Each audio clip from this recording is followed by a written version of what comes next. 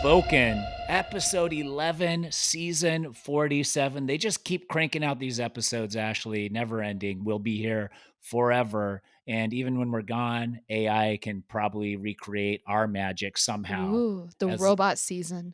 the robot The season. robot season. Played by robots, also commentated on by robots. Yeah. All they got to do is learn how to inject some personality into those robots, and we are Step one. done.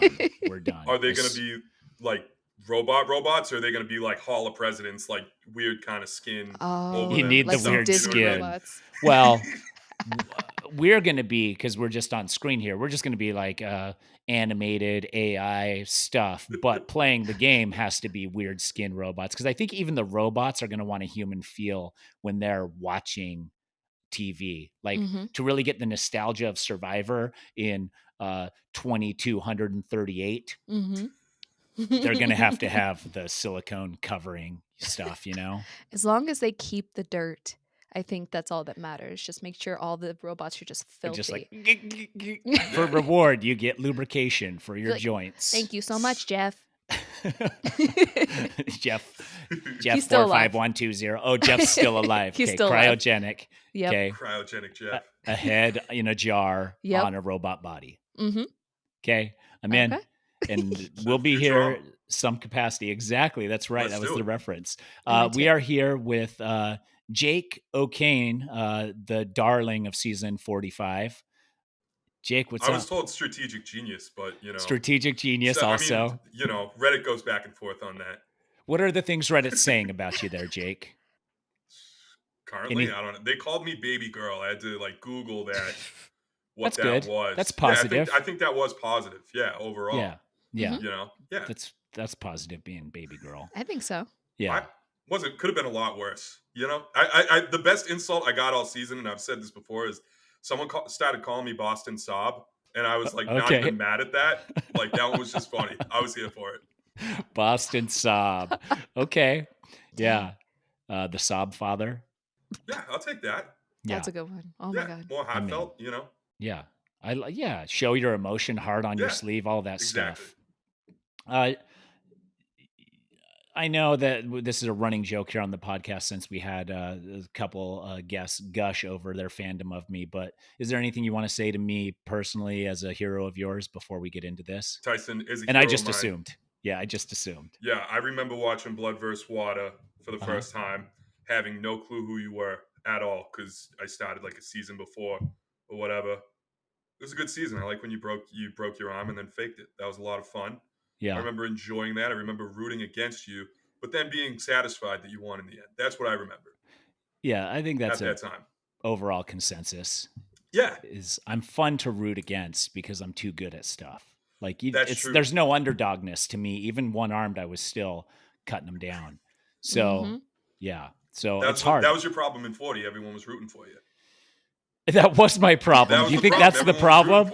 Yeah, people were and I was the problem. underdog, but I never got a foot. I never got a foothold. It was a weird spot to be in. I'd never felt that before. It like all in my life since probably, I mean, I wasn't a super cool guy all through elementary and junior high and high school. I just survived, but I made it work.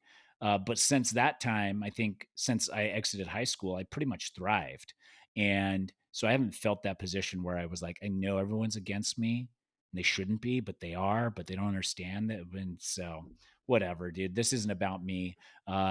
Jake, we're happy to have you here. Any secret lawyers on this season that we are not pinpointing that have lied even to the fans about who they are? Secret lawyer? I mean, no, I don't. I mean, I couldn't pick out a secret lawyer on my show until they actually told me in my face. I'm probably the worst person to ask. I should, in theory, have the best sense, but in fact, I'm probably the worst sense. Okay. And had you told everyone you were? I mean, you told everyone you were a lawyer. Yeah, I was talking about it. If Katura had said she was a lawyer, would that have changed your guys' dynamic? Like I'm not afraid of lawyers, but maybe that's because I'm confident. Maybe that's because I've met lawyers that aren't good at Survivor. Like, I don't know, like why is the stigma there? Is that in life in general, or is that Survivor specifically? Well, I think there's a stigma in like general life, and that I don't think that necessarily translates to Survivor. Like, I mean, the reason I was pretty open about it is like I'd literally been an attorney for less than 4 months, I think, at the time that I went out there, and like Right.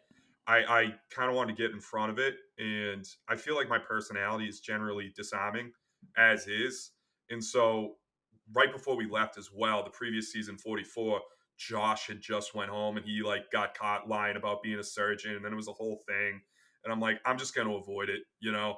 Yeah. Hopefully this comes out in the wash for me. I don't think it affected me that much in the game, other than the first couple days, but I think you're better off being honest about it for the most part, in my And opinion. I also like, I'm of the belief that if you're a lawyer and you're on the show, you got to lean all the way in. Like, be like, Jeff, can I approach the bench, Your Honor? Like all of that shit. Like, why weren't you saying that during the challenges or during tribal council and be like, objection?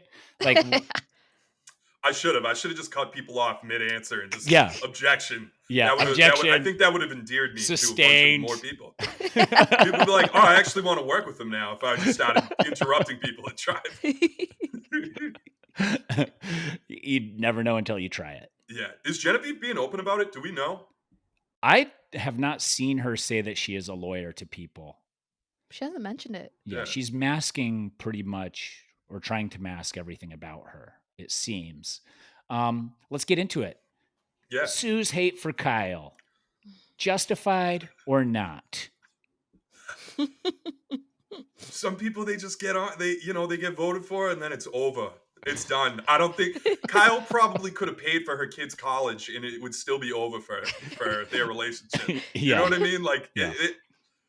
she just can't get by it. It was so funny last week. What you call him, like Tweedledum or something like that? Like, I mean, yeah. it was really funny. I would have liked to see them work together, but oh well. Not meant to be. Yeah. Not meant to be. Is that, like, if you're telling someone you're 45, that's right on the cusp of being so vindictive. Like, these new school players, they're like, yeah, you voted me last week, whatever. We're in alliance right now. We're ride or dies today. Tomorrow, who knows? Like, that seems to be like a pretty general feel of the game from the outside.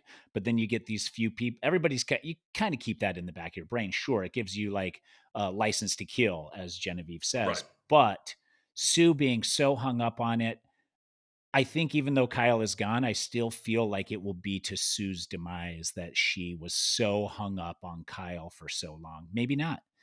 Yeah. I Do feel you like think? anytime you get kind of blinders on to other people, that's going to be a problem. I think not everyone has to be an option at all times, but I think she almost had blinders on there, and it's like I think it's worth talking about if Genevieve was the right move for a lot of people there.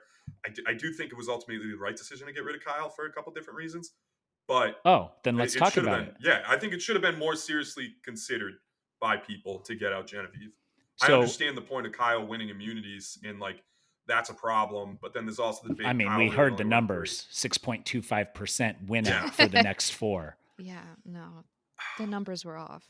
I don't Yeah. think so. I Although think they were the a thing little is that Andy's saying it's a coin flip every time, whether or not he wins. Not a fully accurate assessment of his talent, since he's won 4 of 5. And then there's less people each time he competes, which then I see. the competitive pool is smaller as well. I'm not fully concerned that he wins all the way out if I'm in those people's position.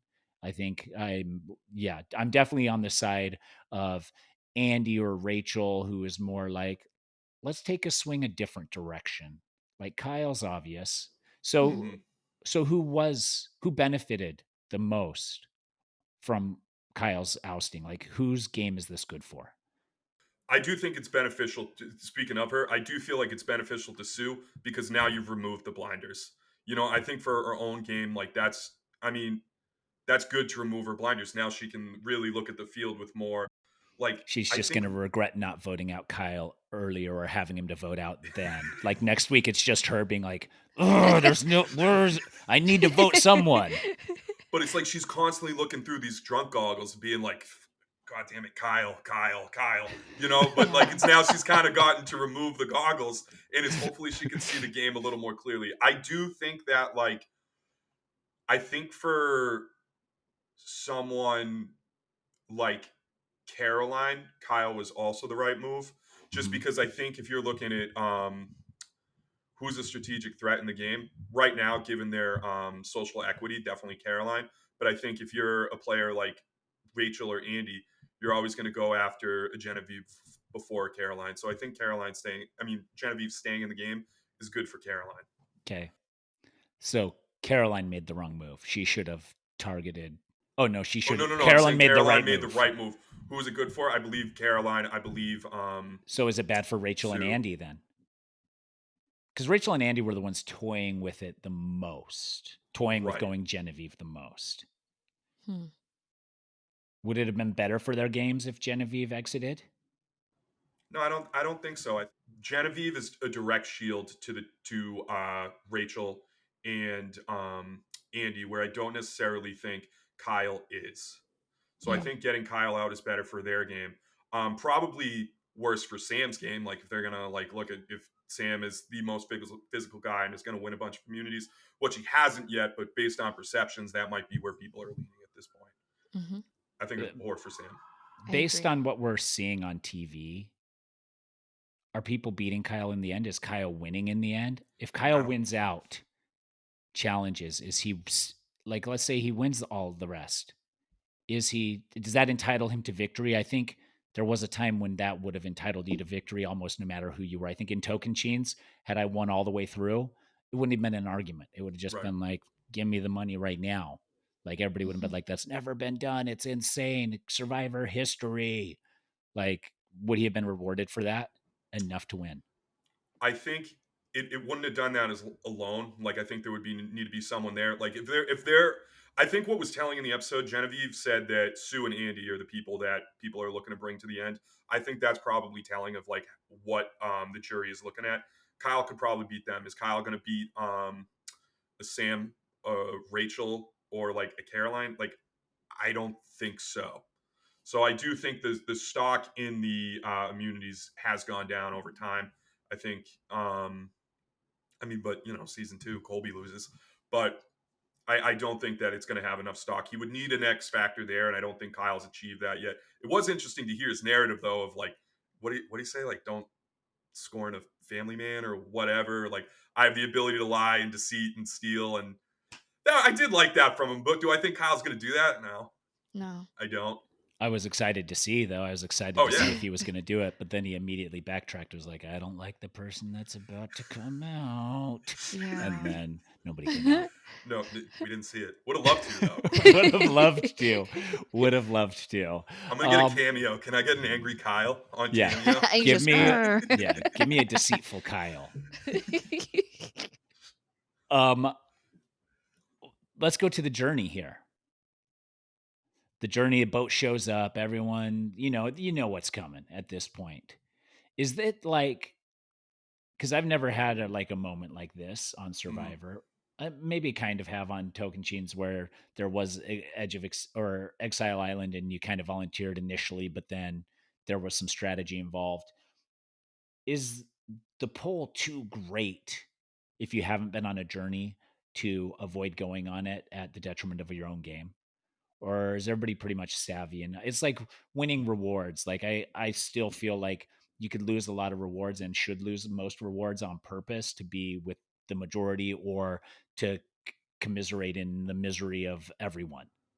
Yeah, I think the move here is I think it's on the majority to say, hey, we're all throwing our names in just to make sure the minority doesn't get it. Right. Yes. Like I feel like whomever, Caroline, Rachel, whomever should have just said, they all guys, let's just all do it. At this point, it's day 20. Yeah. You know, it's day 20. And you don't, if Sam, Genevieve, or Kyle picks that up, like you don't want to see that, you know? You don't know if there's likely going to be a challenge, right? But you don't want them touching that. I do think it's really interesting now that Rachel has that advantage. I think that is an interesting advantage, just given how much I don't think that 5 is solid. And I think fives are never solid. Yeah. No, but it's going to be interesting to see. Oh, yeah. And I think that the 3 and the 2 is blatantly obvious. Yeah. But I will say, props to Survivor. I thought watching that challenge was super interesting where, hey, the challenge is going to get dragged. I think she definitely had at least 30 seconds before that thing got dragged off. Yeah. That Yeah. seemed like a I was jump cut wondering. there, I was but wondering on that. I was like, is it that close? Was it not that close? Did they tell her to wait until the end? Like, I couldn't tell if she really got it that close or not. Right. Uh, but yeah, I kind of. Do you like these? Did you like the challenge itself? I loved it. I liked this one. Ashley I liked loves this one. it. I loved it. Ashley, why'd you like it? Why did you love it so Because much? I've played that game so much on my phone. Like, What's it there's like this, called? I don't know what it's called because you can ask my partner. I make up names for literally everything, but Okay. What do you it's like, call it? it's color sorting game. Boring name. Yeah. That's the boring part. But I really, really like it because I don't know why my brain just goes, "Oh, I could do that," boop, boop, boop, boop, boop, boop, right? Yeah. And I think it was just probably one of the funnest games I've seen for the journey because I feel like usually journey games are just extremely like almost to the point of impossible, especially this season. It just seemed really hard for everyone to get through a lot of them. And you don't think it's the contestants that have tried the journey games that are the ones making it look impossible? I'm Jake, thoughts? Look, I probably like watching seasons before mine. I probably just click through the journeys personally, but knowing the one that happened on in my season, around this point, Emily went on a journey and she did the puzzle that we did on Sweat and Savvy, which she was just like, nope, screw it, I'm not doing it. Yeah. That's very Oh, Emily I remember flipping, but that. yeah, she's no, I can't do it. Four other people couldn't do it. I can't do it. Yeah. She was just forget about it. But I don't know. The journey's fun. I do think what I will say about this is I think that's a really interesting advantage to give to someone who's in the majority to like give Rachel the maneuverability to make a move at this Yeah. point.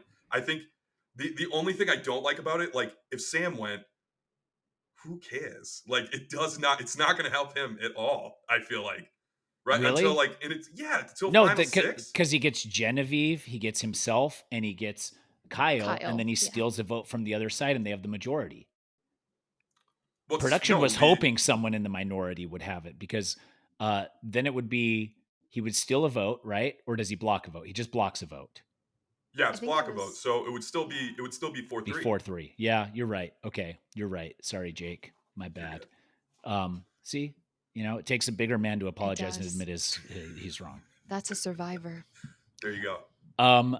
Yeah, okay. Yeah, because I was thinking, I was like, okay, these underdogs, if they would have gotten it, then it could have Yeah. thrown something on their heads. But Yeah. the other thing too is like if Sam goes, or let's say Kyle, no, but Sam or Genevieve, they can come back and be like, I got 2 super idols. Like they could come say Right. like that's an extreme example, but you can make up whatever you want.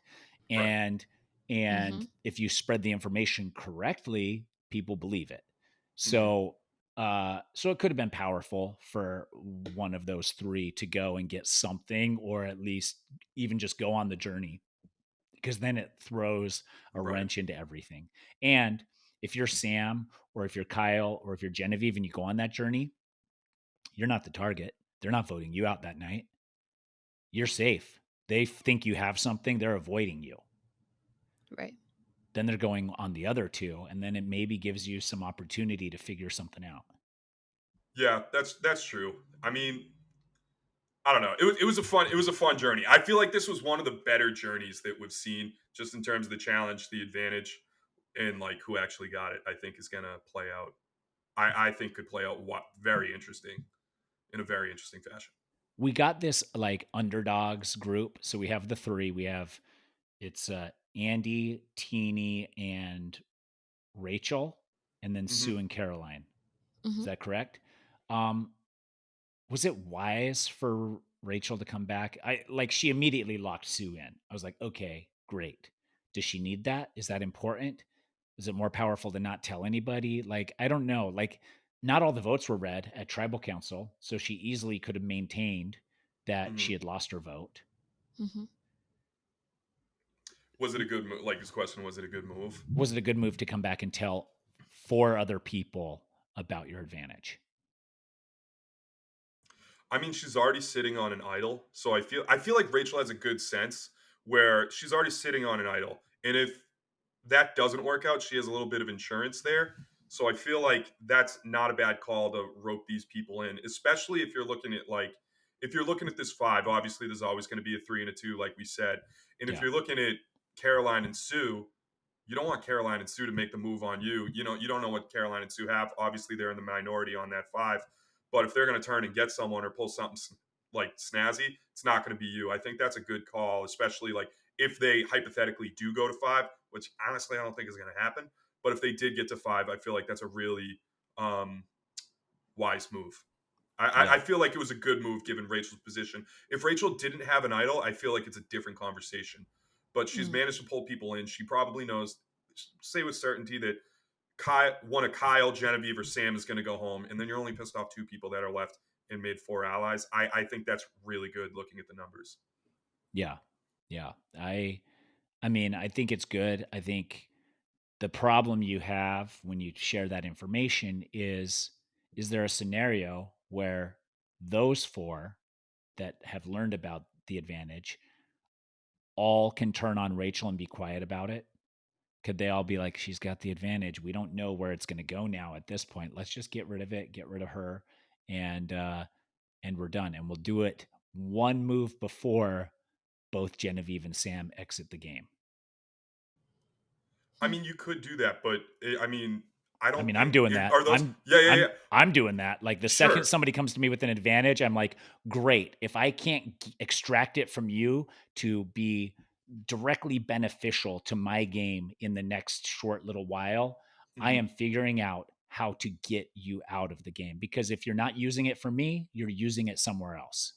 Yeah, I mean, and it's less powerful due to the lack of it's less. I would argue that it's less powerful now due to the lack of whatever, shot in the dark right now. But I think the idea that I don't see a world where Andy, Teeny, Caroline, and Sue all get together and say, let's go Rachel, because I do feel like they're both looking at her as the third, number Yeah. 1. And then number 2, even if they were, let's say they do get together, Sue's not going to do it. Yeah, they're not the cleanest players to the point where it's like, I don't think they're going to get. I don't think all 4 of those people in unison are going to be able to get one by Rachel.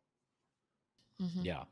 I think. Now, they're super tricky, those spots, because you want that thing gone, but you also know that thing can be weaponized against you the second they catch wind of you trying to be shady on them. And so it's like this crazy balance of like who to pull in, when to pull them in, how good is my sales pitch. But like, I think you have to be looking at Rachel with that.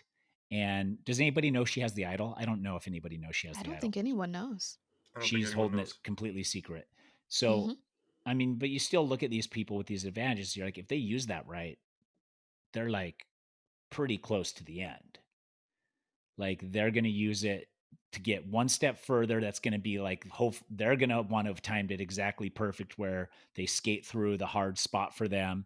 And it just makes a player so dangerous to have anything like that's in. Yeah. So I kind of thought, because we got previously on, we got where all the advantages were. I was like, oh, somebody's using something tonight, and nobody did. Yeah. Nobody did. So are we going to get a advantage again at 6? Ooh. Two idols, and that would be 2 idols and immunity. And a steal a vote. And a steal a vote. So one person votes. block vote. Yeah.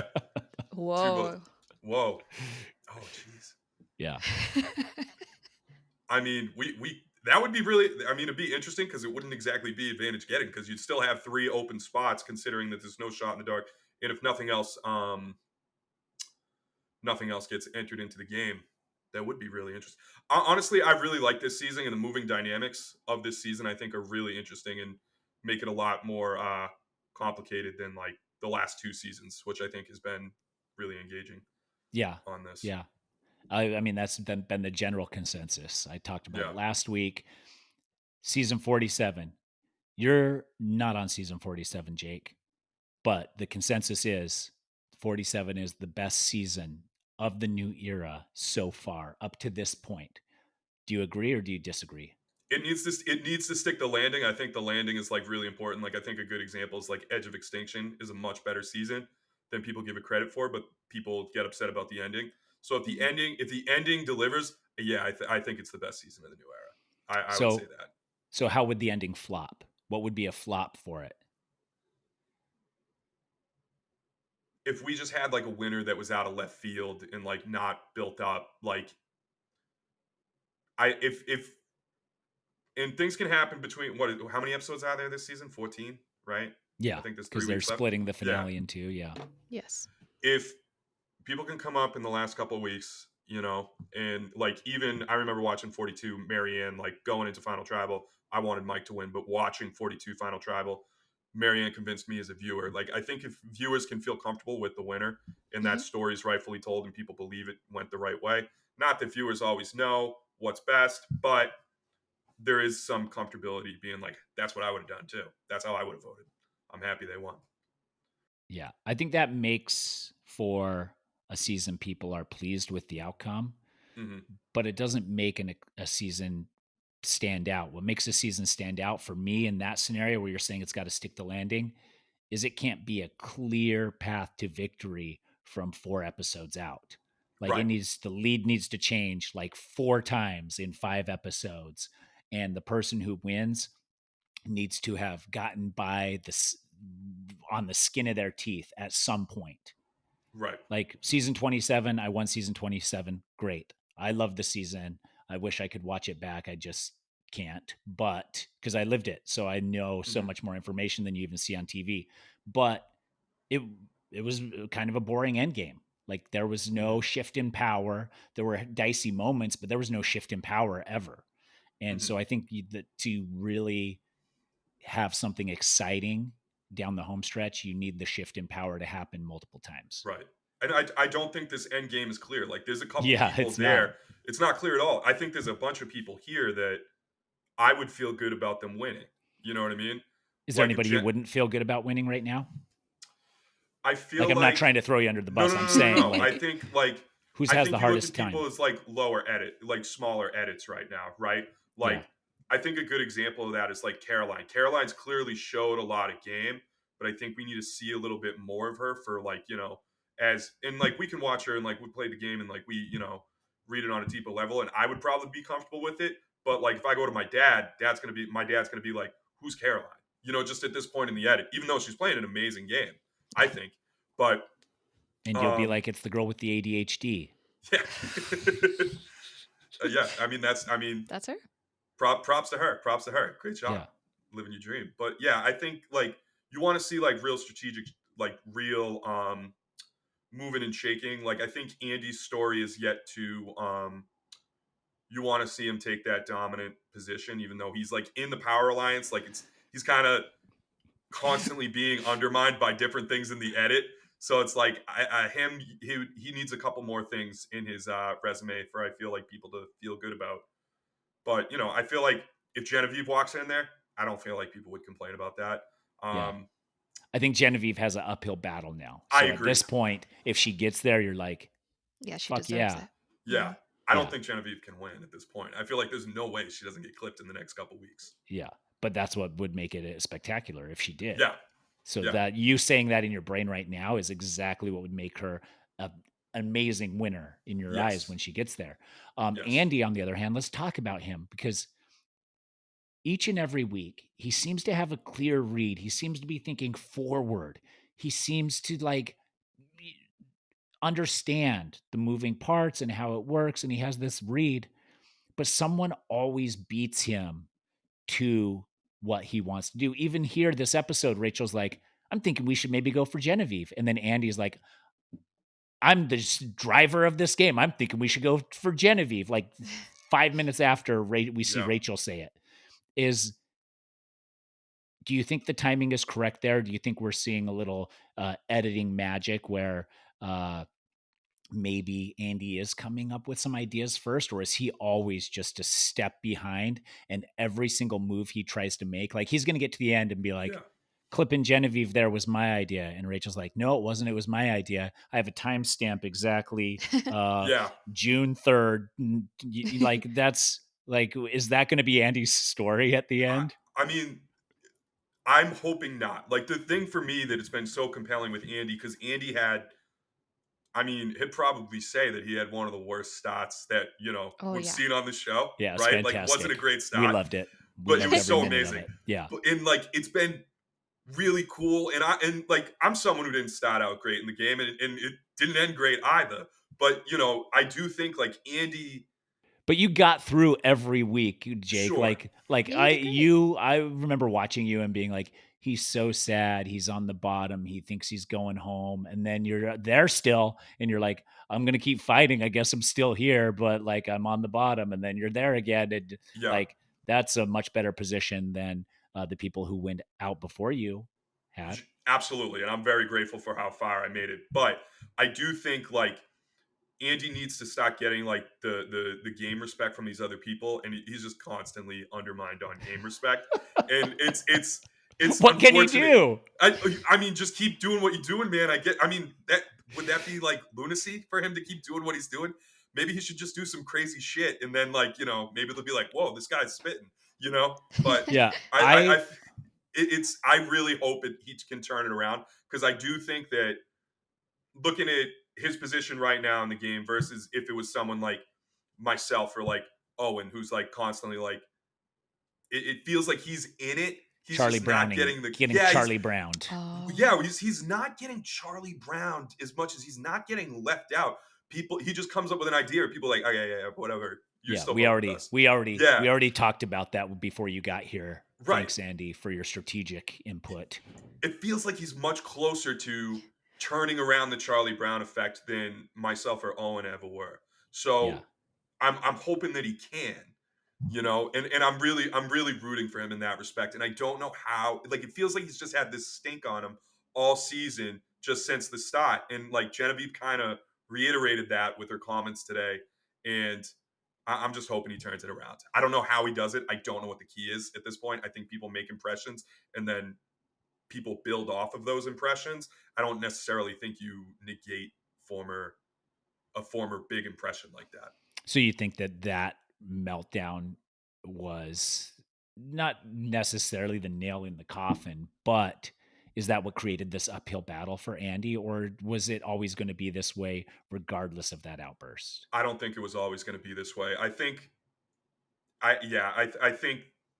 it wasn't always going to be that way. I think he could have had a bad moment just at Gata, but he had a really bad moment in front of every single person who's still left on the beach. And so he's really got to work against that perception. I don't know if it's possible to do, to be honest, but he's doing a lot of things, and he's really trying, and I appreciate the effort. And he's God damn it, he's trying. I don't know what else he can do. He's trying. I mean, I also like when we were talking about this, I'm looking at Andy and I'm thinking like, are some people's like everybody's personality is different. Mhm. Everybody's extrovertness and introvertness and stuff. It's all a balance. It's all different. Some people, are magnets for other people and they gravitate like, and I'm not going to toot my own horn here, but I go into most rooms and I can hold court pretty easily in a Mhm. lot of situations. And there's just some people who can't or don't want to or do Mhm. something else. And maybe I'm thinking maybe that's just Andy. Like maybe his demeanor and the way, he interacts and carries himself and interacts in a group, maybe even is making it difficult for him to emerge as a leader or Mhm. to rise like a phoenix from the ashes. Like I don't know. I feel like I feel like if I were in that position and I had had a meltdown like that, I would have gotten out there somewhere and just grabbed the fucking bull by the horns, and we would have been back on track. Mhm. Mm. Is Yeah, it? I Yeah, think the ability to come in and take that and address that in such a I think would have to see Andy play again if that's something that he's able to do. I feel like the stink is just impossible. I don't know if it's impossible to it's get just off. too big of a stink. It's well, like I mean, I get it. I've been there, And is it possible to do that? I don't really know. I've only played Yeah, once, yeah, But does he have the? Maybe he didn't have that Tyson ability to be able to go tackle this. Well, guys, that was pretty terrible, and just reverse it. I don't think yeah, he has that ability, and everyone else. I probably wouldn't have that ability. I'd probably be in the Andy boat there. But yeah. And I'm acknowledging that like yeah, everyone's talents are different. That's what right. makes Survivor so crazy. is Yeah. that everybody's playing differently with a different balance of emotion and Mm. strategy and personal vendettas and whatever else. Plus, everyone's playing with different personalities that like either mesh or don't mesh or are outgoing or under the radar or whatever. And so I feel like that's where it's like some things are more forgiving for some people and you Mhm. can correct easier, but at the same time those people have harder time correcting another. Like Kyle, he could have thrown the last 2 challenges and he's still pegged as a challenge beast. Like he's not Yeah. getting out of that. Right. You win the first 2, you're stuck, you're done. That stinks all over him. Like he can't, there's no way he can back out of it. We saw him try as hard as he could to back out of it and it was not happening. So yeah, that's survival is just brutal, dude. You usually get one shot at it. Mhm. 90% of people fuck it up and then never get another shot. That's Totally. beautifully Doc. That was, yeah. You know? I was like, wow. Yeah. That's what Yeah, it is. that's Sorry. it. It's like, I mean, but it's like people want to play. Yeah. They want to, that's their lifelong dream. Did it meet your expectations? Did it exceed your expectations? Are there, what are the things that are more positive and what are the things that are more negative Yeah. I than mean, you expected? yeah. I mean, for me, like, obviously you come in and you want to like play and you want to be fucking awesome at the game. You know, Yeah. that doesn't happen for Yeah. most You people, want you to know? look cool. But like once I knew I was losing personally, I was just like, damn, like the edit can make me look like an idiot. I really don't give a shit.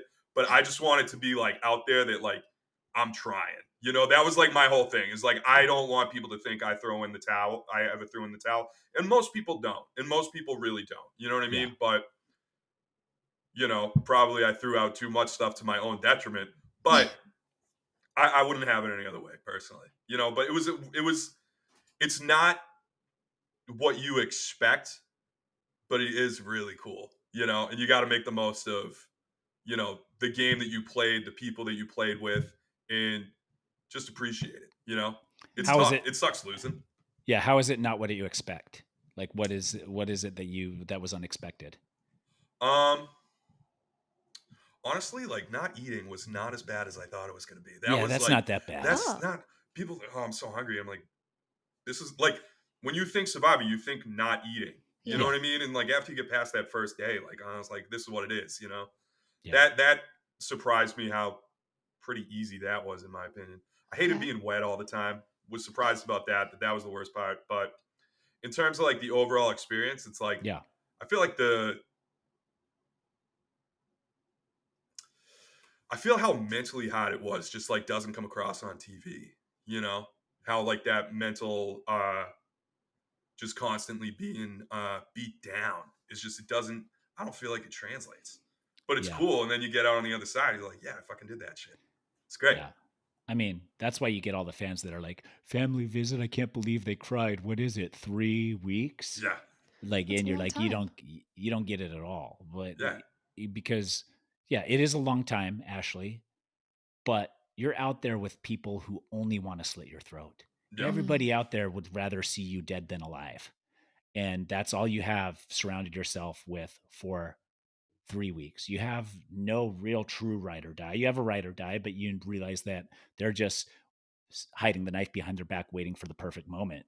Like exactly. and so you get somebody out there that you can finally be like, I can let all of this down for a second and see these people. And so like I think you're right. Like that the and the lack of sleep and the Mm, discomfort from the wetness and all of that stuff just makes the mental part harder, which is the whole design of the game.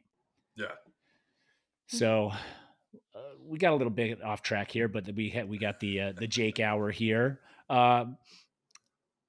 I mean, we have a lot of back and forth. We have like the threesome trying to like throw on each other a little bit, maybe like target somebody in the 5, like Genevieve asking if Rachel would be open to getting Andy or Sue because they're goats is like the most absurd request you could ever have for someone on Survivor.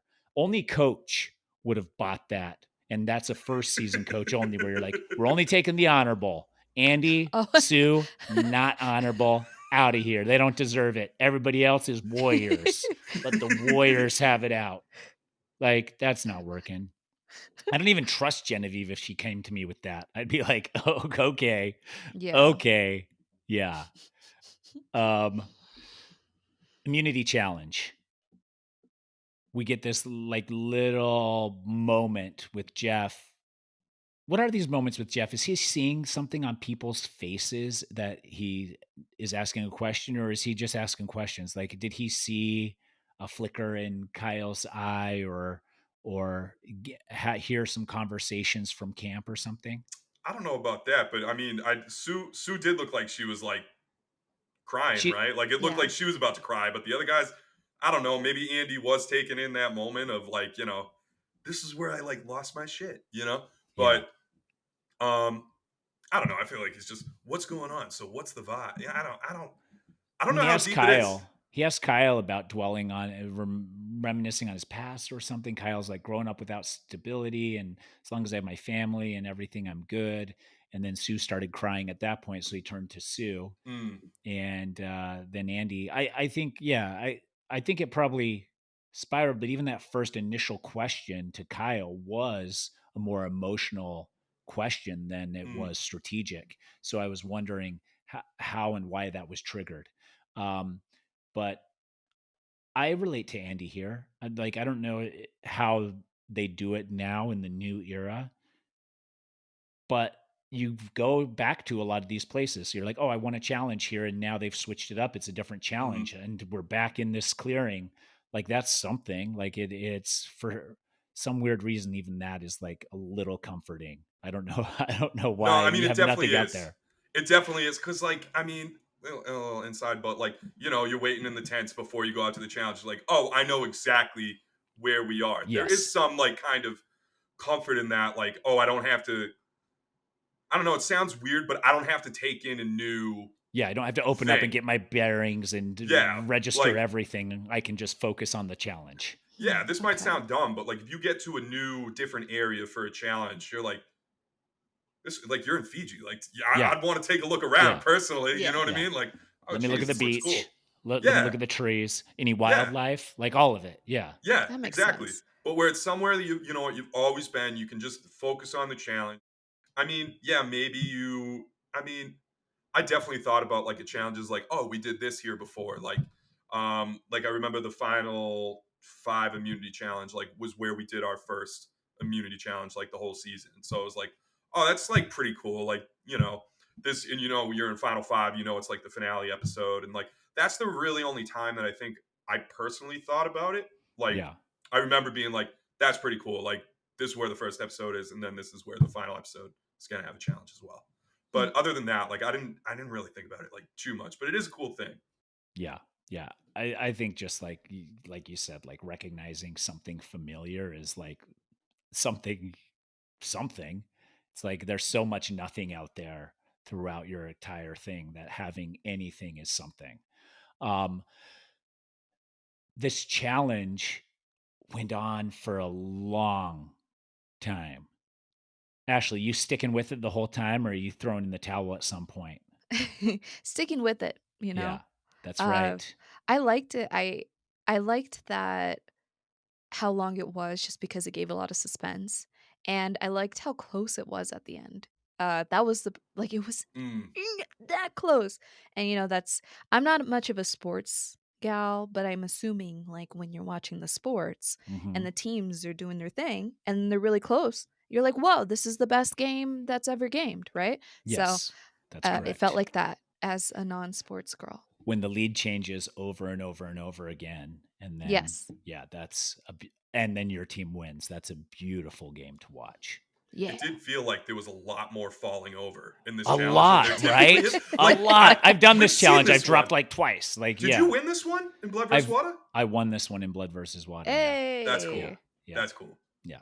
I did this. There's a person who like does woodworking like in the Boston area, and like she makes these full scale Survivor challenges, and this is one of the ones that she made. So I did this like a year ago or something versus like Franny and Evie. I lost, but this is not an easy challenge. Yeah. The one I did was a little different. I think it was like columns stacked up in a row along that balance beam thing, but Okay. we still had that.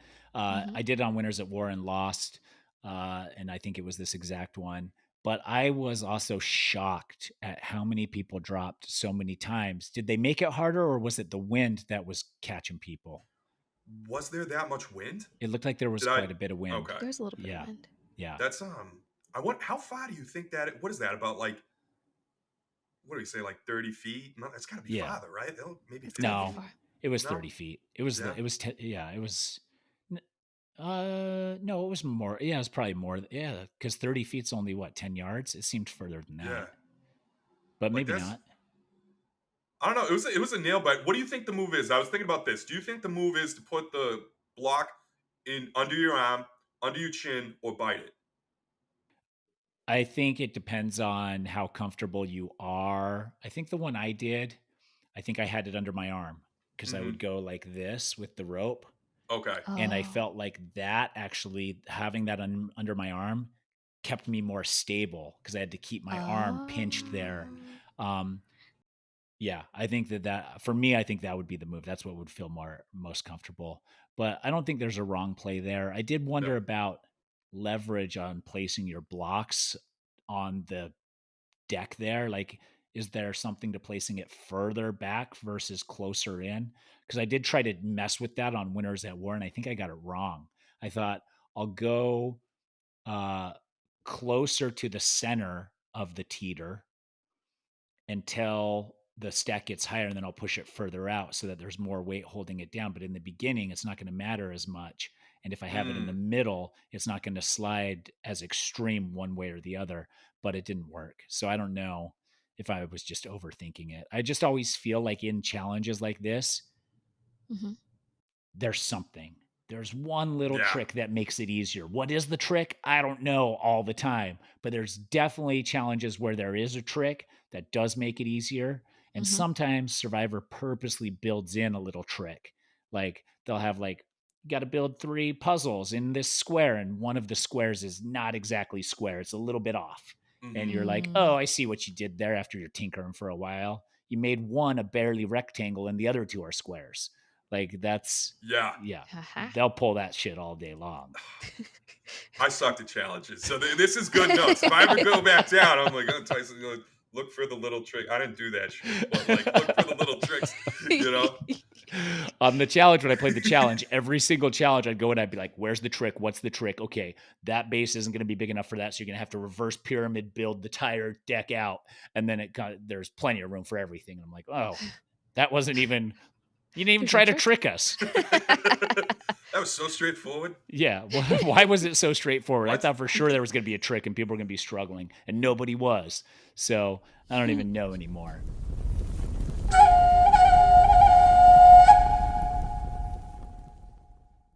What's up, Gabe? You said last week that if you got through that tribal council, you'd have a clear path to victory. Can you outline that path and how it would have all come together? Yeah, I mean, coming out of that Saul tribal, I thought I need to get through one more. If I can get through one more, then I have 4 Tukus with 8 people left in the game. So I then have the option to just brute force my way to the end with my 4 Tukus. But I also had the other option of being the Tuku who flipped on Tuku.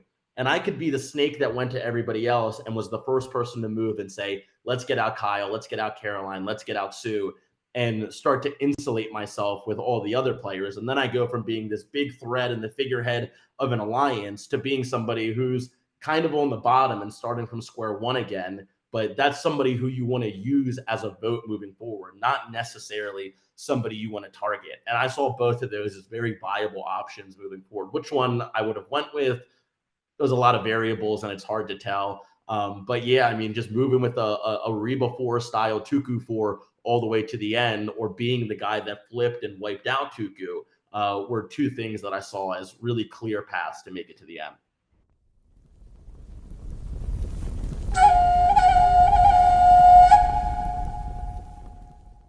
Were you rooting for Kyle here at the end? I was a little bit because like I did kind of feel like if Kyle doesn't get this, Kyle is gonna go. Like I didn't think the stuff at the end was like I know they got to make it a toss up at the end. Like I didn't think it was that suspenseful. Honestly, like this was probably the least engaging vote of the season. I felt like personally, like even like the conversation about Genevieve versus Kyle, like it's Yeah. like Kyle's got to go. They're Yeah, we gonna knew do it was Kyle. probably Kyle. You know, we can sit out here and say, "Oh yeah, it's not that big of a deal." Like Andy's saying 6%, and he might be right. Whatever, who cares? But like in the moment, like players do get scared of those immunity wins, and there's nothing you can really do to take that fear out of someone who already has it, I think. So I think like there's really no point of Andy wasting his breath there. I don't think you're going to change. I mean, whose mind he changed? Like potentially Rachel's and maybe Teeny's, but you know, this guy's shown he can win. I mean, he's built like you know, like your guy's kind of body type excels at these kinds of physical challenges. I mean, you know, you're going to run into more puzzles and stuff. We don't know if Kyle's good at puzzles, but he's going to excel at these physical parts of these challenges, regardless of what kind of physical it is. Yeah, the wiry lean builds seem to do generally the best in challenges in Survivor because it's a lot of balance, it's a lot of and then some endurance-y stuff, and holding your own weight also is easier when you start out lighter. I always assume like skinnier, langy guys are just thicker in bone, so they're like, I think that's a bit silly, but they're thicker in bone, so they're just stronger. My bones are teeny tiny. See, you just got thick bones. No, these are tiny bones. I know it's tiny for eyes, but in the bone. I'm not a doctor, but in the bone. I've never heard this. Dense bone density. Yes. Maybe I might. I hope I don't have osteoporosis. Me too. There's going to be a correlation between being a challenge beast and osteoporosis. Yeah. Dense bones is what wins challenges. I was rooting for Kyle. I just knew because the writing was on the wall and it was like, oh, I just love when there's kind of a plan in place. There's been a plan in place and then the plan gets thwarted and everyone has to scramble. Yeah. What would the scramble have been? Had Kyle won, would it just have been clear-cut Genevieve, or would they have then misdirected from Genevieve to Sam, or would it have been something completely out of left field? If it went from, I feel like I don't feel like anyone's gunning for Sam. I know like he's in that group, like we don't care if they go, but he hasn't won any immunities yet. And then also like he has he been close in any of these challenges? Like, I don't think he's been ridiculously close to what, like, you know, it's talked about like, oh, they're always close. Like, I remember there was a conversation about like my season. Julie's always close to winning these immunities. She never did, but she was always, you know, second in a lot of them. Yeah. And I haven't seen that. Maybe he has been, and I haven't been paying attention to who's close, but I don't think he is. I mean, if you look like a fit dude, you automatically get that pinned on you no matter what. So I think he just got that pinned on him and he's taking it, like, because there's a part of pride if you're not winning challenges like Sam isn't, but people are like, you're like the next most physical threat after Kyle. You're like, of course I am. Tell everybody. Make sure the world knows. So, I was hoping Kyle had pulled it out again. Would have been a crazy run, 5 out of 6 challenges. And we go back to the pre-tribal scramble, and it's just more of the same. It's who is it for? Sue, overjoyed, so excited, so happy, drooling. Even she said, drooling. She said, "Oof." I just want a supercut. I want a supercut of just like, I know we got it last week, but I want like an extended. Enough. You know it's there. You know it's there, where they just have 10 solid minutes of just repeatedly talking about Kyle. So I know a little bit about the editing process. I know that they make a long episode. They send it to a certain level. They cut some out. They send it to a certain level. They cut some more out, and then they send it to networking. Network gets to chop a little bit out. And so everybody along these steps, they make it long on purpose. And then these people, you know, get to chop like 2 minutes out or whatever. And maybe my hope is that the episode that they initially sent was the 10-minute cut of Sue, and then each step of the way they were like, cut 2 minutes off that Sue thing. And the next step they were like, cut 2 minutes off that Sue thing. They're like, we already cut 2 minutes. They're like, 2 more. And then the network's like, you got to cut 2 minutes of that Sue thing. It went on way too long. That's my hope. Is there a new What Kyle if next week? Is there like a new victim emerging? of Yeah. Oh, yes. I Oh, who would the new almost Kyle be?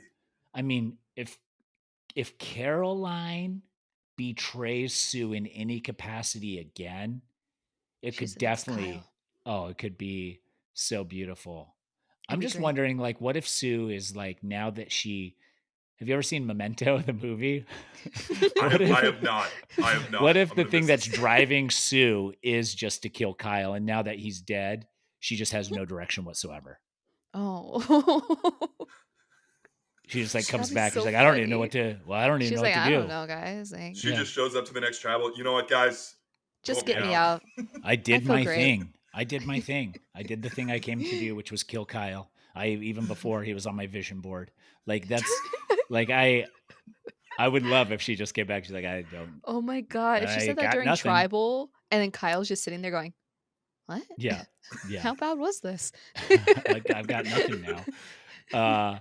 So she's excited, and then everyone agreeing it's Kyle, but then people kind of bouncing around, and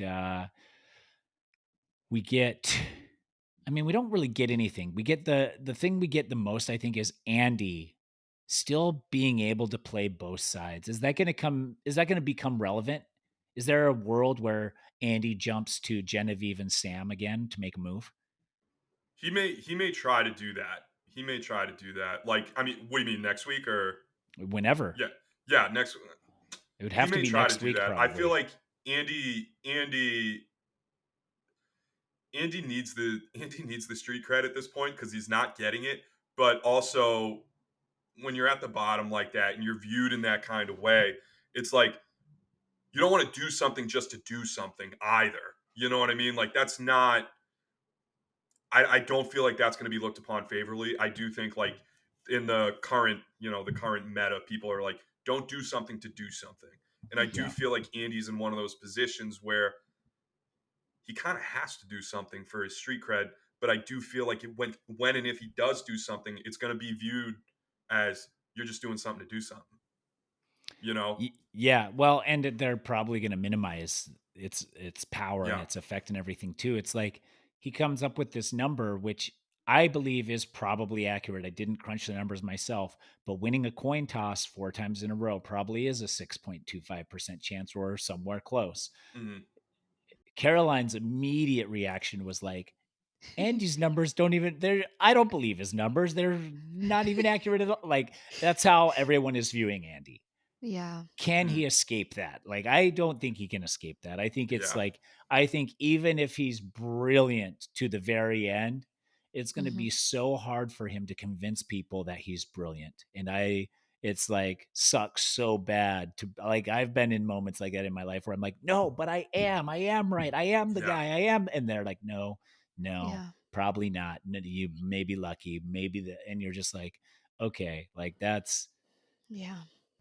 I really thought he had a shot. To turn that around. Like what was after like the Sierra vote. Like I thought he had a shot to like, hey, if you can put a collar around Sam and drag him around, like that just has not happened. Just has not happened. Yeah. You know, like if he could have came in and been like, look, I was beat around on Gata. Like this is, like he's not going to get credit for the Annika. Like he's not getting credit for anything down the line that he's been a part of. He's been a part of a bunch of stuff, but he's never going to be seen as the guy who made the moves. And, there's a lot that goes on in the end game. There's still time for stuff to happen, but I think it's dwindling. Realistically, you only have 3 more votes to make something happen. You have 7, 6, 5. And I don't think anything's going to, even if something happens at 7, I don't think he's going to get credit for it. Something would really have to happen at 6. I think everything has to go right for him after 6.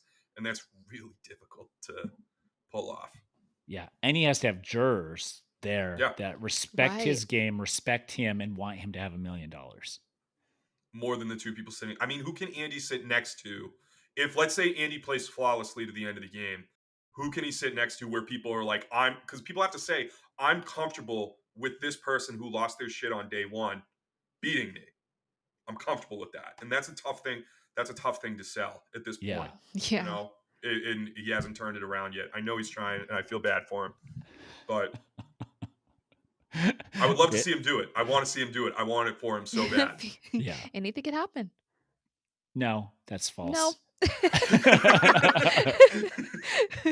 But Andy could potentially maybe win if everything went exactly Andy's way and he played everything right and he took credit in the right way and he masterminded everything. I just don't see it though. If he's there with Genevieve or Sam, then he didn't fully execute his plan to take those people out. Like he's openly targeted those people to a certain degree. And then they're at the end with him after he had the upper hand on him. Like I don't think he's beating them. I'll push back. Can I push back on that? Please. I think there's a world where I don't think under any circumstances he's going to be able to beat Genevieve. Just because I feel like Genevieve is always going to give that, even when she's not in control, you're like, all right, but like you put yourself there and like, you know, Genevieve's a smart person. I'm comfortable with Genevieve giving her my vote and saying Genevieve beat me. Because she's a lawyer? No, yes, exactly, yes. But I think with Sam, if he's sitting next to like Sam and the other person that Genevieve said and Sue, I feel like if Sam's stock keeps going down, I feel like there's a world, if a lot of things go right for Andy can beat Sam. But a lot of things have to go wrong for Sam from now to the end. Like obviously he's been on I think the more past wrong couple they votes. go for Sam, the better his chances of winning are. Because he was down on his luck. Sierra was gone. It could have been him. They argued. He had no one. He came back. He skirted some votes. And he's at the end. And then he's like, you shouldn't have let me get to the end. Like, I feel like there's an argument to be made for that person who gets everything yanked out from underneath him. And he doesn't even particularly do anything to control his fate to getting to the end. He just gets to the end. That's almost enough sometimes. It's crazy, but I think it's accurate. Yeah. I mean, I think Sam, I think Sam would have to do bad at Final Tribal as well. Like even if Sam goes on a downhill till the end, Sam would have to have a bad Final Tribal in everything go right for Andy for that to happen. I can see it, but what you're describing is more likely the outcome. Yeah. I think Andy's best chances right now, looking at it, are with Sue and Caroline. And that's if people aren't recognizing Caroline's game. If people are recognizing and giving her some credit for some stuff and doing that, then it's going to be hard for him too. Teeny, maybe there's an argument there for Andy as well to beat Teeny, depending on if Teeny can like get the ball rolling on something. They always seem to like, they get caught up emotionally and then say they're going to take control of the game or of their game specifically, and then like a little bit of a nothing burger. But Teeny does have those emotional connections, and that also can be enough to win the game. And honestly, if I'm sitting there, I'm looking at Andy and I'm looking at Teeny, I'm like, I like Teeny more, and I'd feel more comfortable with Teeny beating me in this game than Andy, who did have that catastrophic moment early on. So that stink, how does he get that stink off of him? I don't know. I thought like if it was, I mean, I want it for him. Yeah. I would love to see it happen, but it is tough. Tribal Council.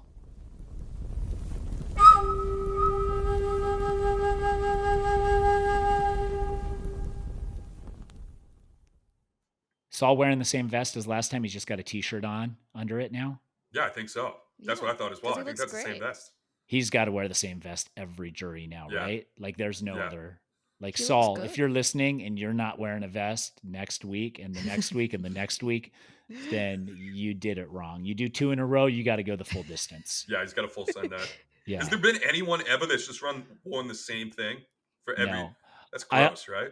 I always said Unless if I was ever on Amazing Race, I would get a pair of zip-off pants and a jacket with zip-off sleeves and a fanny pack with my passport and my toothbrush. And that's it. So I'd just be like, depending on the weather, I'd wear like a vest jacket with zip off the sleeves and zip off my leg pants. But that's it. I like hilarious, right? They're like, this Wow. guy everywhere he goes. Yeah. Cool, right? Yeah. That Fashion is cool. icon. Thank you, guys. That's a profile pic right there. Yeah. You know, Yeah. just standing there with Phil and the vest, and that would be cool. But when it's cold, I zip the sleeves back on. Yeah. Yeah. Yeah. Completely Functional. Yeah. Mhm. Functional, fashionable. Yeah. All Icon. of it. Iconic. Mhm. At the tribal council, we get, I mean, it's just like all this skirting and, and people trying to throw, like, Kyle, like, I commend his effort on being Mhm. like, guys, think outside the box. Here's your moment, this and that. Nobody's buying any of it. But a couple of things I wanted to touch on were no shots in the dark. Jeff talks about it, the safety net, no safety net. Would that have changed the way you played, Jake? Like, I don't know the feeling of having a shot in the dark. I feel like it would give me a little bit of confidence, like, but only because, like, I'm always believing that I'm going to win. So, like, would it change the way you play? I feel like after, because I played my shot in the dark, and after I got rid of it, there was a lot of peace of mind to just know that it wasn't an option. You Yeah. know, I feel like there's a lot of concern, like when shot in the dark is in play and you're talking to other people, and it's like, we need your vote. You can't use shot in the dark. And you're one of those people who may also be on the chopping block. Yeah. It's like, you know, especially like I was on the bottom like the whole time after the merge, basically. And it was nice to just know, hey, and I could literally say, guys, well, I'm not playing my shot in the dark. I don't have it. There's a peace of mind not having it, I think. And I think that's true for, I mean, if you're on the bottom and you don't have it, like it sucks in that sense. But at that point, it didn't really matter if I didn't go home or not. I needed to make alliances, so it was like I can always sell that to people in a sense that I need to vote. Like, you need to tell me to vote somewhere. Or like, let's talk about this. I think it's a peace of mind getting rid of it. And great on Rachel. She didn't have to pay anything for that rice last week. Yeah. But I don't know. The shot in the dock is fun, but it's kind of interesting that it's not here now. And I'm kind of really into it. I think it's the battering with the shot in the dock. We've seen it. I don't know what else it can really provide from a TV standpoint at this point, but well, it's just designed to encourage people to keep their mouth shut for epic blindsides. Yes, but because I haven't asked anybody this, and I don't know why I haven't, since Shot in the Dark's been around forever. Is there regret? And you wouldn't know because you played yours. Is there regret in going home and having that shot in the dark and not having played it? Like, getting voted out with the shot in the dark, does that have like a sixth of the sting of getting voted out with an idol in your pocket would have? I don't know, but like I feel like for a lot of people, at least people that like I've talked to, like I think I had this conversation with Drew, like at the Brando vote where it was like the 2-2-1 split from former tribes, like right after our swap. It was, I remember him him and Austin had advantages and stuff, and so did but I remember no one there really regretting it, just because it's either it works out and this is great going into the merge, or it doesn't and you go home. And it's like I feel like if you're hung up on not playing the shot in the dark, like I don't feel like you can be. I don't feel like you can be. I mean, you can, but like you shouldn't be, because it's such a low chance. It shouldn't overwrite your strategy going forward, I think. And I think some people allow that to happen, and it can negatively impact them. Okay. I mean, it's like what, a 17% chance. That's a way higher than 6.25. That's true. Shot in the dark more likely than Kyle winning immunity. 4 in a row. 4 in a row. Yeah, 4 immunities in a row. Caroline got that wrong, where she was like, 6.2% chance to win the next. She got the number wrong, and the way Andy phrased it wrong. But still, no respect for Andy. None. Yeah, I did like, though, that I liked where we saw him crunch the numbers and he described the game of Survivor. And it's like, that looks like a poker player actually breaking down Survivor with the variances and the probabilities and all of that stuff. And you can't even rely on that because there's emotion. Yeah. And so it's like Sue getting out Kyle to do, like, no matter what pitch I gave to her, she's only going to be fixated on Kyle. So like that's like it's such a crazy variance in the game of Survivor. Like there's no reasoning. I'm gonna make a bet right now. I think Uh-huh. before the end of the season, we're gonna get another complicated number reference from Andy. Just like I remember the opening of the season, like wasn't he like drawing like some kind of big equation? There was Yeah. like a whole like editing bit and like Mhm. I think we'll get another one from him before the season's over. I feel like that's his thing now. These Yeah. numbers, and no one knows how to understand said numbers, but you Yeah. know, And you don't it's even, his thing now. if you don't understand them, then you don't even believe that they're accurate at all. Yeah. Like that's the thing. Like you Just watch throw 'em this, you're away. just like, come on, no, I don't know where you're getting any of that from. Wrong. Yeah, wrong. Good try, buddy. Good try. You know what I do want to point out? I do want to point Yes. this out from Tribal. Genevieve brought it up. I like the moment with Caroline repeating what Genevieve said from like 2 episodes ago. Yeah. What was, like good Survivor players can clear out the noise. Yeah, What's the can see exact? through the noise to see the news, or can Mhm. see the Yes. news through the noise, or something like that. Yes, and like I don't know, like I really like Genevieve was really awesome this episode to me. I know she didn't have like much strategic control or anything, but even like the opening of the episode, like it was nice seeing her kind of like be reminded with her own words. Like that was it's not going to really impact anything in the game going forward, but it's really cool to see. I really liked it. And then at the Yeah. beginning of the episode, I mean, her calling what'd she say? Like I'm a villain, but I need to like detach myself or whatever. Yes. She's Like like, I don't mind being the villain, but I don't want to prey on other people's emotions, I think is Yeah. what yeah. essentially what her thing was.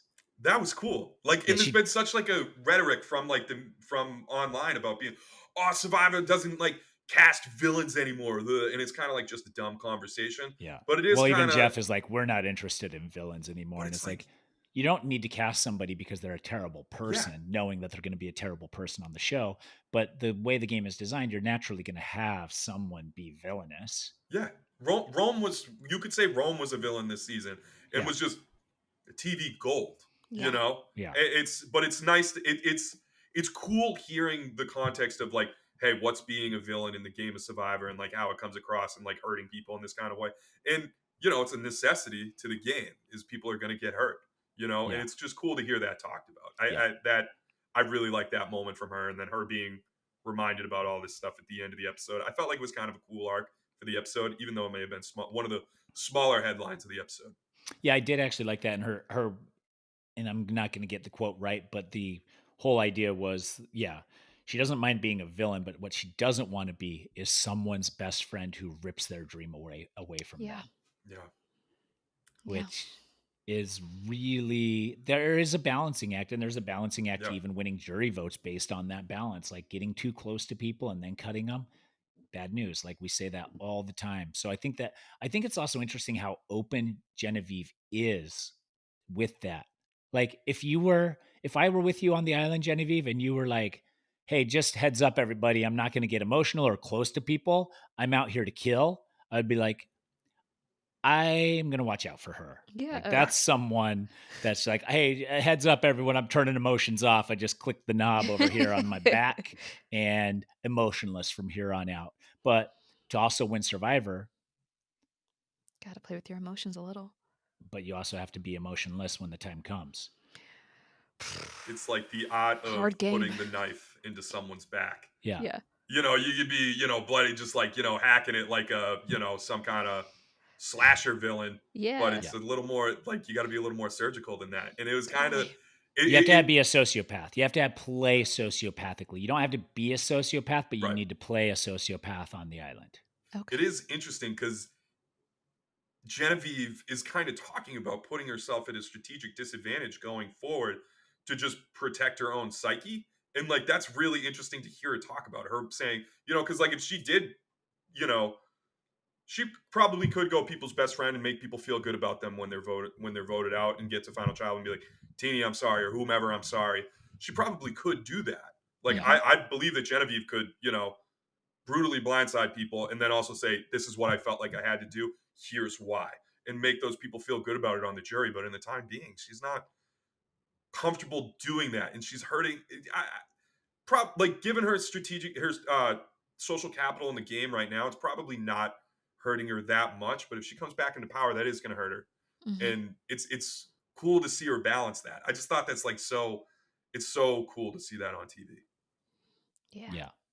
It is a balance. Like, did you feel bad about betraying people out there? No. Wow.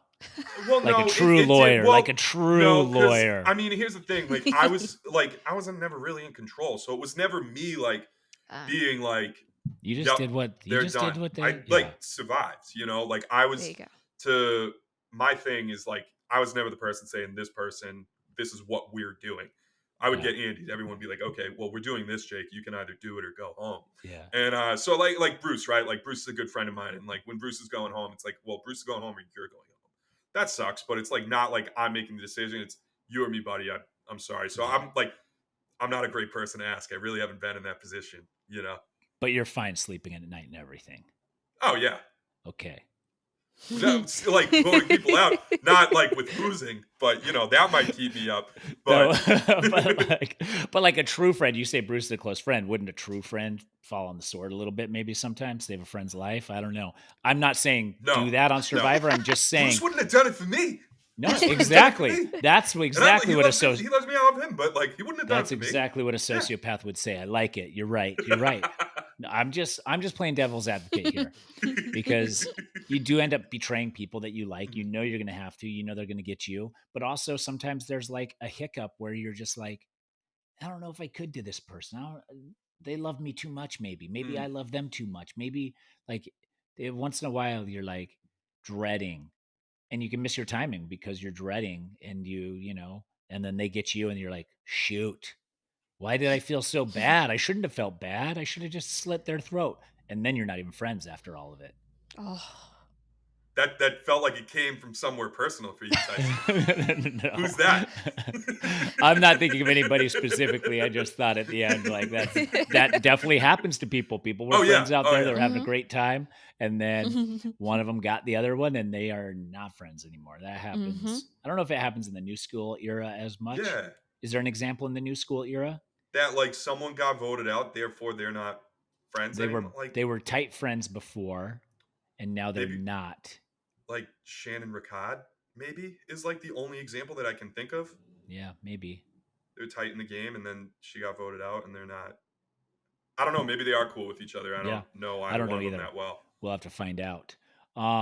Votes come out, and nothing surprising. Who voted for Teeny there? Was that Kyle? It was Kyle. Yeah. Oh, it was Kyle? I thought it was Genevieve. It was Kyle. It was Kyle. Just throwing a wrench in it. Yeah. I mean, it's kind of fun to like throw a wrench into things near the end there, as you're getting out, like just confusion. Also, like maybe like make someone's head spin. He should have done Andy. Like Andy would have gone into an immediate like spiral. Do you think they told him Teeny? There's no way they told him Teeny, right? He kind of looked like he was just like, here's a name. That's what it kind of looked like. He's just throwing out something. I mean, yeah. I mean, if he goes, I don't know. Like if he was like, "Hey Teeny, they're throwing your name out," and then he writes Teeny's name down, like, is that like if I exit the game, when I exit the game, I would like to think that I'd have the wherewithal to really fuck someone's game up on my exit. Yeah. Yeah. Like be like, okay, that's fine. You voted me out, but guess what? I got you too. Bam. Like that's beautiful. Yeah. It doesn't happen very often or at all, but like, yeah. So Kyle gone, Sue's so happy, does the full heroic family man exit, gives everyone a hug, including Jeff. You a fan of all that, Jake? It was, I liked it from Kyle. Yeah, I do fitting think for that Kyle. It was fitting for Kyle. I do think, I know people want to hug Jeff. I get that, but like, I do think maybe we should. Jeff doesn't want to hug them. You're dirty and shit. Like, yeah, doesn't want to hug. Jeff like, doesn't want let's that do hug. that. I don't want to see it become a trend. Like, I really don't want to see it become a trend. Well, Jeff comes over when you're on the jury and high fives you and asks how things are going after like tribal council. Like you're gonna have every moment with Jeff. Yeah, like every tribal council if you're on the jury. But people don't know that. But future contestants, if you're listening here, don't hug Jeff when you're dirty. It's gross. He's disgusted by it. Most probably I would be. And once you're on the jury, after tribal council, the contestants leave, show over. Jeff walks over to the jury. He's like, "Hey, how you guys all holding up? Everybody healthy? You having fun? They treating you well at Ponderosa? Loved you guys doing that on the show. That was great. Cool, huh?" And then you're done. And then that happens every single tribal council. Oh. Yeah. I just don't want to. I don't want to see that. I don't want it to become a norm. You know, it shouldn't become a norm. It's gonna I like when people Jeff ends up getting like some flesh-eating disease that just because everyone's hugging him. It's gonna be someone that Jeff doesn't like too. Like someone that Jeff doesn't like is gonna ask for a hug. He passed on the hug the first time. He passed on the hug, then begrudgingly was like fine, and then then that killed him. Yeah, I didn't say that. I just said flesh eating. Yeah, I think he recovers from it. You said he was gonna live forever. Oh yeah, he lives forever. My bad. Yeah. But it's cool from Kyle. I'm okay with it with Kyle because just I don't know. Like he did the whole line, and it was like, yeah. It worked for Kyle. I don't want it to become a thing. You know, Yeah. I like the moments when it's like, you know, like who was it? I was I know for it was Tiana.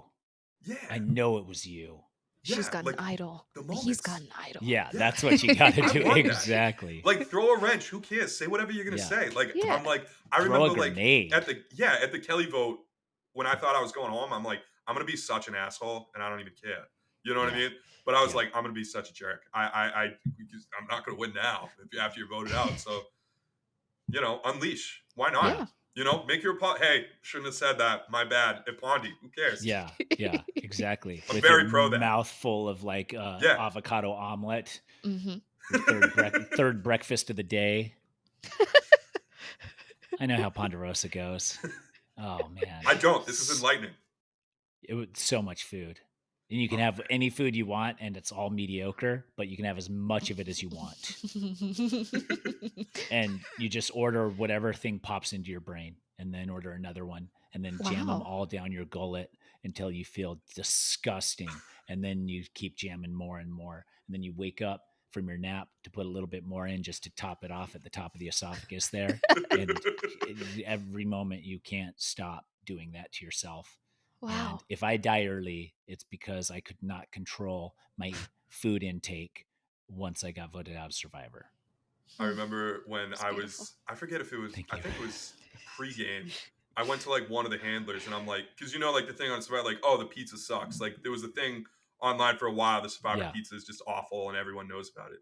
I went to like one of the handlers when we were there in pregame and I'm like, yo, so is the pizza like actually really bad?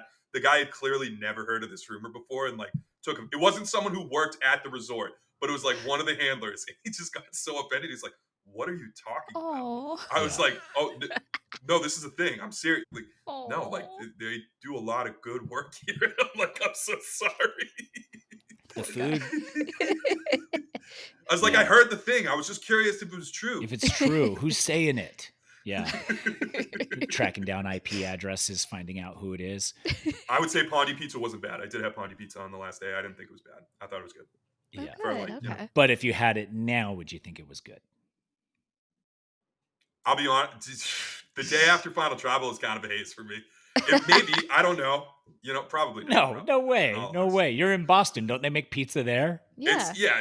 We got a lot of good spots here. There you go. Ashleigh, what do we got? All right. First things first, the best move of the episode.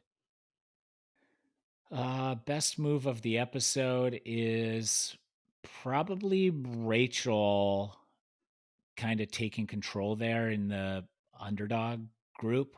Andy thinking he is, but yeah, I don't know. I think the underdog group coming together is probably a good move for all of them right now. But yeah, I don't know. Rachel, I think it's got to be Rachel, but I think going on the journey, I think choosing to go on the journey, seeing that she didn't want any of those three to have it, and she was the only one that took the initiative and stepped up to block, and 1 in 4 shot, she actually was the blocker. Yeah, that was impressive. I think locking in Sue. Locking like that, but like locking in Sue, just where she just got blindsided the night before and just, hey, look, we blindsided you. Our bad. Here's information that you're going to know first. Yeah. I think locking in Sue, I'm hoping that pays dividends for her. I think it will. Absolutely. I think Rachel, it was a Rachel episode, huh? She just was Mm, making all the right Yeah, choices. lots of She's plus EV for Rachel. Yeah, she's a very mm, lucky player, like from going from Saul giving her that you're not getting eliminated today kind of advantage. Uh she's just been going on really great luck. So very impressive. All right, the worst move of the episode. Kyle not winning immunity. Mm, that's a bad move. It was Terrible the, decision on his yeah. part. it was the only thing he could have done. Yeah. Yeah, that and man, I don't know. I probably just that. Yeah. Yeah. Or Yeah. like Andy pushing too high. Was Andy push like I is don't even Andy think hurt by pushing the no. 6% thing? No. No. No. Andy's I not. don't know. I mean, they always just chalk it up to Andy, like because he wasn't necessarily wrong. The numbers kind of Right. are right. And if I were listening to those, like me, also, I'm like, yeah, he's not going to win 4 in a row. That's absurd. Yeah. But somebody who doesn't have as much confidence in themselves or is really a believer that Kyle is so strong at these things, they're not going to buy those numbers no matter what. So I Right. think yeah. But I don't think it hurt his game. I just think that's people's perception of Andy Yeah. is they're Yeah. just going to laugh him off every time and roll their eyes, and it's going to be very hard for him in the end when he's showing them all the calculations he came up with throughout the entire season. Oh. He pulls out like a long piece of paper. It just has like been doing this since episode 3, Yeah, guys. here we go. All right. Who are your winner picks? I mean, big upside on Rachel now. I Yeah. think she's got an Yeah. idol. She has a steal your vote. She's got Sue seemingly in her pocket, which if you can find someone like Sue to just like promise their blind loyalty and actually mean it, that Mm-hmm. is so powerful, especially as you're dwindling in numbers. So powerful because they can't pitch an idea to her and people don't even know how tight you are with her. So when an idea gets pitched with your name in it, she's going to hear it and she's going Mm-hmm. to come back to you. I feel like it's so rare to find in the new era too. Like I feel like that person is like I feel like if you go back to like 20 seasons ago, you might be able to pick like what do you think? Because you played 20 seasons ago. What Mm-hmm. do you think there was like more people that could have been like that Sue type? I played 30 seasons ago. Yeah, I mean, it's probably about the same because I feel like even like if I were to play now and I like stuck my neck out for you or did something like I would start demanding that in return a little bit. Right. Like I'd be like, yo, Jake, I got your back right here, but like you're gonna have to reciprocate this because like I'm Yeah. really sticking my neck out. And I feel like, not every time and depending on who you're with, but like and I don't have a read on you personally right now, but I feel like you're a solid enough guy in your daily life that if I was really showing you I was sticking my neck out a little bit, that you would try your best to reciprocate that even in Yeah. the game of Survivor. And so I think that like it just depends on the person. It depends on the sales pitch. It depends on all of that Mm-hmm. stuff and the delivery and who you are. Like Kyle showing Sue something wouldn't have done shit. Right. She would Right. have hated him more. Right. So like that's like She would that's have, yeah. so I think the game definitely has morphed from like there's more people jumping back and forth. I don't think it's right for everybody though, but I Yeah. think that most people assume that that's the way the game has to be played now. Whereas like riding to the end shows that you were loyal to people. The jury is all going to view you similarly, and like the jury is like, I've said that I said this about Michelle Fitzgerald on Winners at War. Like she didn't create a strong enough alliance anywhere along the way that people were excited to vote for her in the end game. Mm-hmm. Mm-hmm. And I think you need that. Like Right. like that's powerful. So if you're just jumping back and forth every time to these little trust clusters and you're never getting enough footing Mm-hmm. to hit people emotionally a little bit, like even like heroes versus villains, and this was probably Courtney getting too close to me, but also like she just was like, Tyson, you seem like a really good person, like I'd be excited for you to go far in this game. And I was like, yeah, and I feel the same about you, let's do this. Like that, sure, that's a sales pitch, that's an emotional play, but I also think that it can be powerful. Mm. So I think it's underutilized now. It might make a return sometime. Like loyal to the soil, you know? Mm-hmm. I do Loyal think, to the yeah, soil. I agree with that. I think especially after like my season, I think there's going to be more of get your group, get your solid people, and go. Yeah. I think even with if you look at like 46, like I think it was a little under talked about how like that group like what the supposed outcasts on 46 like got together and really ran things after like the what was that group of 4 strong Yeah. people Well, went and home on your right away. season, it was D and Austin and Yeah, Mama J, right? Is that what they called her, yeah, Mama J? Julie? yeah, And Julie, yeah, they like, that's all you need. You need like a core group. yeah, Everybody works their angles differently throughout, but always come back to the middle. And it's the hard part is having that. All three of those people need to believe that they can win against the other two. And so Right. the yeah, balance has to be exactly perfect where D feels she can win against Austin and Julie. Julie feels she can win against Austin and D, and Austin feels he can win against D and Julie. Like that's yep, part of it. Like the second you feel like you can't beat one of them in the end, it's not going to work. yeah. Right. I think the interesting thing there was too, like there was so many ways that could have they were all in good positions. Like between the four, like those three and Drew, between them, they all had people that they out had outreach to, and really like they didn't have to worry about the mid game at all. Yeah. I mean, they'll tell you they did to a certain extent, but like their mid game, they just absolutely dominated until the end game, and you know they got to work how they're gonna sit in the final three. But Right. so powerful, it's so powerful and under talked about. I think everyone kind of watched Kagiyan, and everyone's like, I'm gonna play like that, but Yeah. Yeah. that's not easily replicatable It's a at crapshoot all. and a super idol. Yeah, Crapshoot and a super idol. My winner pick's Rachel, definitely. Um, I she is just really lucky. She's one of the luckiest players I've seen in a while. Okay. And Is it luck or I don't skill? uh that's the question. I guess we'll see in the next couple of episodes. But so far it feels more leaning on the luck side. She seems Okay. to just fall into things that she doesn't have to give up her shot in the dark or make a mm, decision on that cuz she already gave it up before.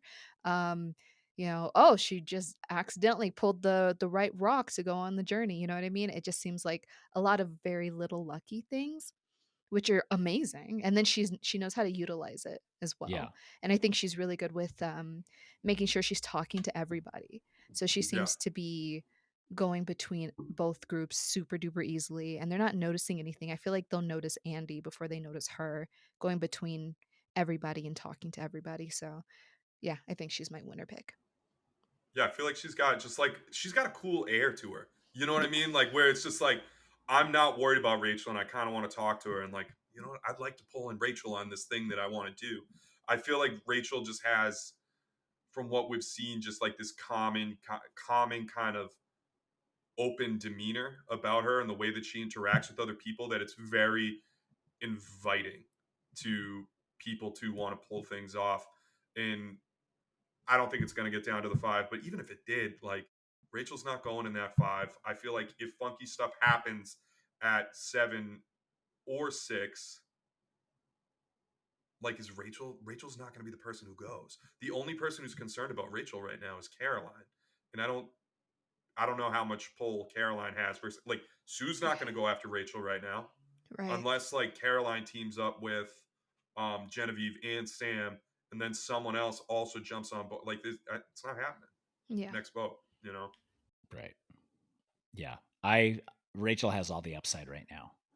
She's in the driver's seat. She won immunity already now. She also has an idol. She has everything. She's working everybody. She's bouncing in between. She's everybody's friend. She's unassuming. And we're getting to see a lot of her and her story and her strategy. I think it's her game to lose right now. All Yeah. right, the next one is, the next boot. I think, I do think it's going to be Genevieve or Sam. Yeah, And I think we're just going to see the episode, and whoever the episode's telling us, it's going to be the other one. So the episode's going to lean into Genevieve, and we're going to be like, and then it's going to be Sam, or the episode's going to lean into Sam, and it's going to be Genevieve. But it's going to be one of those two, and then I think it's going to explode after that. Yeah. Mm-hmm. I think it's going to, I would say it's going to be Genevieve. I would be pretty surprised, like, just because, like, they've all kind of, like, between the three of them, all of them were, you know, none of them had immunity, and it didn't seem like Sam was brought up at all. So you think but you don't think they'll be like, let's go for the not obvious right now? Well, Genevieve would have played something the last two tribals. Like, I don't think there's even they a know reason she doesn't have anything now. Yeah, yeah. Unless she finds something in the next 2 days, but I highly doubt that. Yeah, I don't hate that. I think probably Genevieve, and then I do think the 5 are going to turn on each other and utilize Sam to do it, and that's when the game's going to get crazy. So I agree. What about you, It's going to be Ashleigh? a wicked fun end game. It's going to be so fun. Agree. It's going to be really fun. I think once we get just that bit out of the way, then you're right. Everything's going to implode, and that's when the real fun begins. But I think we need just one more episode, get rid of one of those two, and then boom, everything starts getting a little bit fun. Yeah. Again. Yeah. I hope there's some intrigue next episode, because I do feel like out of the season, like, this was the most boring episode, strategically speaking. Not that it was a bad episode. It was just straightforward. There was no really surprise. Straightforward. Yeah. I agree. That happens.